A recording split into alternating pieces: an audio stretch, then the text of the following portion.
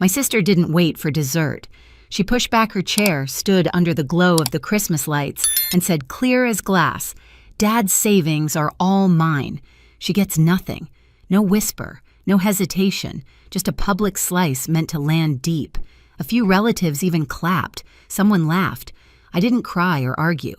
I just turned to my father, watching his smile die in real time. "Dad, should I tell them what you told me?" His face drained. Sienna's voice snapped sharp and panicked. "Told you what? Before I tell you the rest, tell me where are you listening from, so I know I'm not alone. And when you've heard my story, tell me what would you have done in my place." My name is Nora, and for as long as I can remember, I've learned how to take up as little space as possible in my own family. I work in a creative field in Seattle, quiet, steady work that lets me build things with my hands, things that don't yell over me or talk down to me. Out here in my small apartment overlooking the gray city streets, life feels calm, predictable, mine. It wasn't always like that. Growing up in my parents' house I lived in, the glow of a Christmas tree that looked warm but never felt warm. My mom, Elaine Sharp, decisive, always certain. She was right. Liked to say, Sienna, my older sister, was born dazzling. I was the strong one, which in our house meant the child expected to need nothing. If Sienna wanted something, it appeared. If I wanted something, I learned to let it go. My dad, Thomas, wasn't cruel. Just quiet. Too quiet. His silence wrapped everything, especially when Mom's favoritism cut deeper than she realized, or maybe exactly as much as she intended. When I was about 8, I remember wandering into his study and seeing him close a small savings book so fast the pages snapped. He knelt beside me and whispered, "Your share will be safe, sweetheart. No one can take what's meant for you." At that age, I didn't understand why he needed to say it like a secret. Almost a decade later, at 17, I understood too well. I heard my parents whispering in the kitchen, my mom urging my dad, hesitating about giving everything they'd saved to Sienna because she'll need it more. My name wasn't angry on their tongues, just absent, which somehow hurt more. Even now, years later, stepping into their house for Christmas felt like stepping into a museum of old wounds. The familiar living room glowed with garlands and warm bulbs, but the air carried that tight, brittle tension I'd grown up breathing. Sienna swept through the room like she owned the holiday itself, dressed in something expensive, her voice bright as she told a cousin about her wedding plans. My mom hovered closely behind her, nodding, proudly touching her arm, turning her name into a spotlight. "Seattle must keep you busy," Mom said when she finally noticed me, her smile soft but her eyes already drifting back to Sienna. "You've always managed on your own. Some people don't need as much help." Translation: Sienna needs everything. You need nothing. My dad offered me a quick, strained nod from across the room. A few days earlier, he had called me just before dinner, voice unsteady, saying, "There's something I need to tell you before Christmas." But before I could ask what, he hung up. And tonight, he hadn't said a word about it. I felt it in my chest, a shift, a warning. Something was coming, something big. Dinner started the same way it always did in my family. Too many side conversations, too many people talking over one another, and the kind of laughter that felt just a touch too loud, like everyone was trying to prove something. I slid into my seat near the end of the table, the spot where I'd always ended up, as if the arrangement had been assigned the day I was born. Sienna sat at the center exactly where the chandelier light hit her hair just right. She loved that seat. She loved moments built around her. Tonight was no different. I watched her adjust the napkin on her lap with that effortless entitlement she'd perfected since childhood. Dad helped us lock in the venue, she told an aunt, her voice floating down the table. And he's covering the bigger expenses. It's going to be perfect. The aunt smiled at her the way people smile at a bride-to-be, soft, shallow, unquestioning. Mom, sitting beside Sienna, added, "When a child is chosen for something great, the whole family rises with her." She didn't look at me when she said it. She didn't have to. I felt the shift, then the first curl of heat in my chest. Not anger, not yet, just recognition. This pattern. This choreography. I knew every step. Thomas, my dad, sat across from me pushing food around his plate. When our eyes met, He looked away quickly, like eye contact might expose him. It brought back another memory: Sienna at 15, crying because she didn't get the lead in the school musical. Dad fought the director, demanded they reconsider, and somehow Sienna walked into rehearsal the next day with the solo. I'd been standing next to him when he said, "Some kids need a little more help to shine." I had wanted to ask, "And what do I need?" But I never did. Tonight I saw that same expression on his face, the nervous twist in his mouth, the guilt he pretended wasn't there. "So Nora," Mom said, passing the bread but not actually offering it. "Still working on those creative projects in Seattle." I almost laughed. Creative projects? As if my career were a hobby I played with between real adult responsibilities. "I am," I said. "Work's been steady." Mom nodded, clearly uninterested, already turning back to Sienna. "Some people just know how to build a future. It's a gift." The words landed with a familiar sting. They were never about my future. They were always a prelude to praising Sienna's. Dad cleared his throat, suddenly a small, brittle sound. For a moment, I thought he might finally bring up the phone call, the "something I need to tell you." But he only adjusted his fork and said nothing. Then I heard the faint clink of glass. Sienna lifted her flute of champagne and tapped it lightly with her ring. The entire table quieted. Even the chatter in the kitchen seemed to pause. She smiled, a polished, confident smile she'd practiced for years. "I have an announcement," she said, eyes gleaming. "A big one." A cold line ran down my spine. I knew, absolutely knew, that whatever came next was going to change everything. Sienna didn't rush. She let the room hang on her smile for a beat too long, the kind of pause she used to take before opening birthday gifts she already knew were expensive.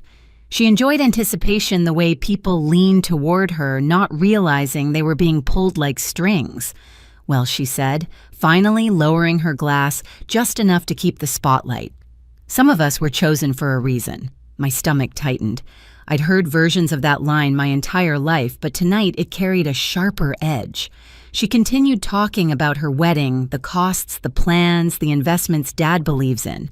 Every word was a reminder that Thomas, my father, had been spending more on her future than he ever acknowledged to me. I watched him shrink in his seat, shoulders curled inward, as though he knew what was coming and wished he could disappear before it arrived. Mom clasped Sienna's hand dramatically. "Sweetheart, you deserve everything coming your way. You've always been the one willing to step into something bigger." The implication was clear. I'd never been bigger, just unnecessary. A quiet hum built in my ears, not anger yet, but the beginning of something solidifying, something that had been waiting for the right moment. I took a slow breath, grounding myself. I wasn't the same girl who overheard whispers in the kitchen at 17. I wasn't fragile or unsure anymore. I was the woman who had sat across from Ms. Reeves just days ago, reviewing notarized documents, signed transfers, and the legal protections Thomas had asked to put in place protections for me. Protections he'd been too afraid to say aloud. He'd wanted to tell me. The night he called, his voice cracking. "There's something you need to know. I should have told you a long time ago." Then the line went silent. Fear, guilt. I wasn't sure, but I understood one thing. He'd been carrying a truth that terrified him, and I had secured that truth before anyone else could touch it. Back at the table, Sienna raised her glass again, as if claiming a stage. "Since we're all here," she said, "I think now is the perfect time." Relatives leaned forward. Forks paused. Even the youngest cousins stopped fidgeting. My dad's hand twitched. "Just once." "But I saw it," Nora, Mom said lightly. "Try to smile. This is a family moment." Family moment in our house that usually meant I was about to be reminded exactly where I didn't belong. Sienna's chair scraped loudly as she rose to her full height, basking in the glow of the chandelier. Her confidence was absolute, the kind that comes from a lifetime of being told the world was already hers. I felt a stillness settle inside me, a strange calm, cold and clear. I wasn't here to fight or to shout or to prove anything. I was here to end something. Sienna inhaled theatrically. "It's time," she said. And I knew the next words out of her mouth would detonate the night. Sienna didn't hesitate. She lifted her chin the way she always did when she wanted the room to worship her, and said loud enough for every relative packed around that long Christmas table to hear Dad's savings are all mine. She gets nothing. For a few seconds, no one breathed. Then the room erupted. Someone clapped first, an uncle who'd always treated Sienna like a prize ribbon. Another joined in. A cousin laughed. Glasses lifted. Holiday music hummed like background applause. It all blurred loud and echoing until their cheers sounded like they were happening underwater. I didn't move. Not because I was shocked, though I was, but because I suddenly felt something settle inside me. Something steady. Cold. Not fear. Truth. Sienna basked in it. Her smile spread wide, triumphant, like she'd finally stepped into her rightful crown. It's what Dad thinks is fair, she continued, swirling the champagne in her glass. Some of us build futures. Some of us don't need anything. Her eyes flicked to me with deliberate sweetness. A sugar-coated blade. Mom squeezed her arm proudly. This is a big step for her. We should all be happy for Sienna.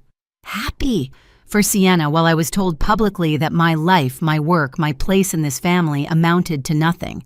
Dad sat stiffly at the far end of the table, staring into his plate, as though the pattern on the porcelain might swallow him. His fork lay untouched. His hands trembled. The cheers slowly faded into murmurs, then into a tense quiet. I finally turned to him. "Dad," I said softly, "should I tell them what you told me?"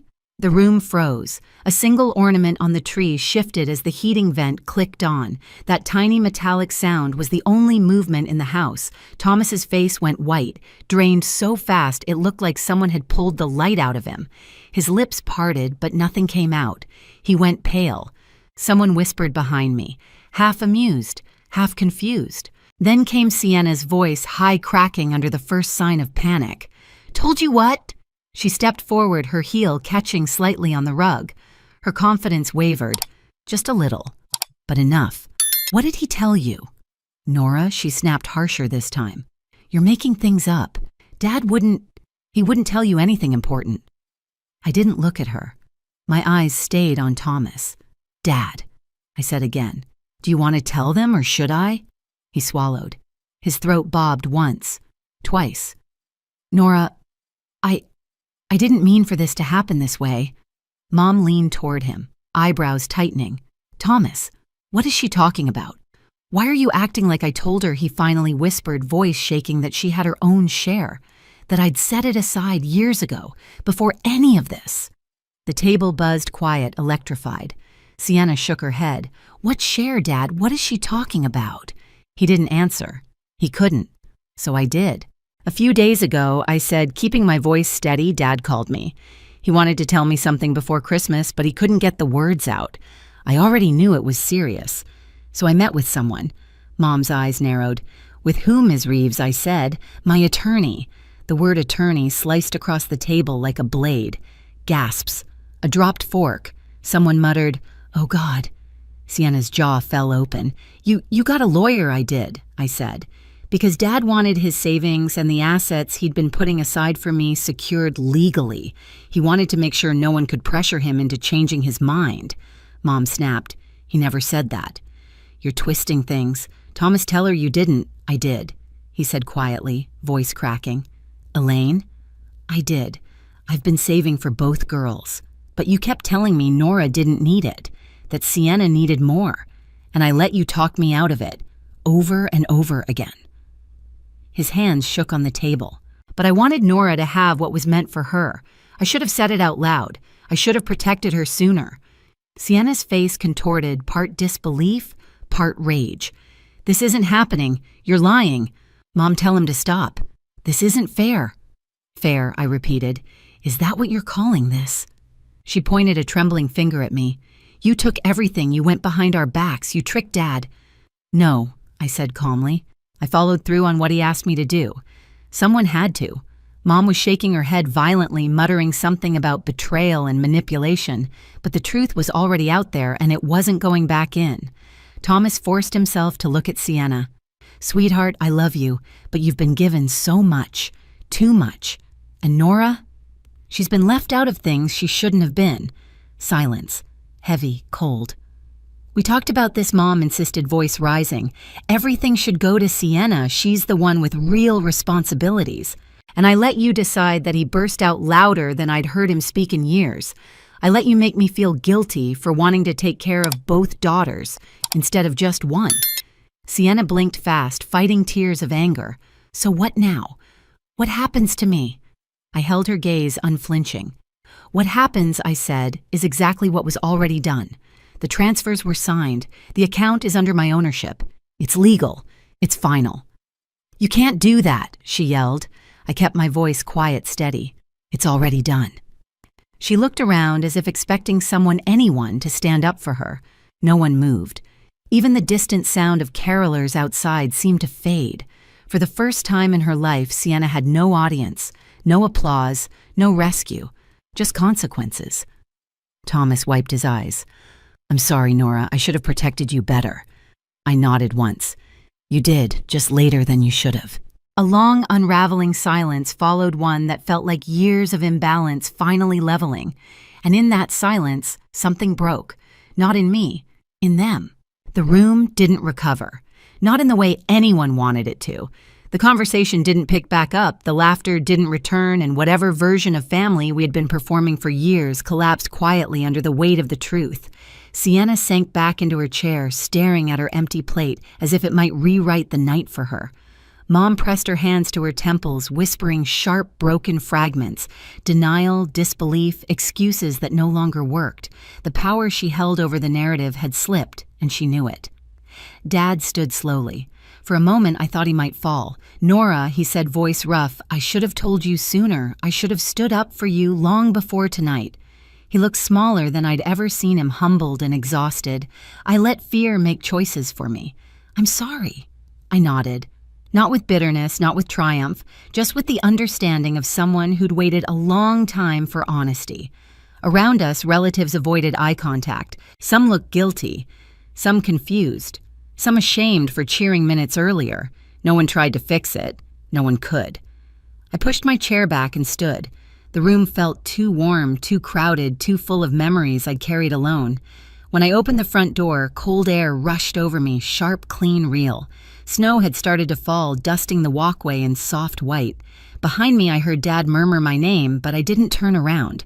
For the first time in years, I wasn't leaving that house defeated. I wasn't running. I was walking out with what was mine, my share, my truth, and a future that didn't require their permission.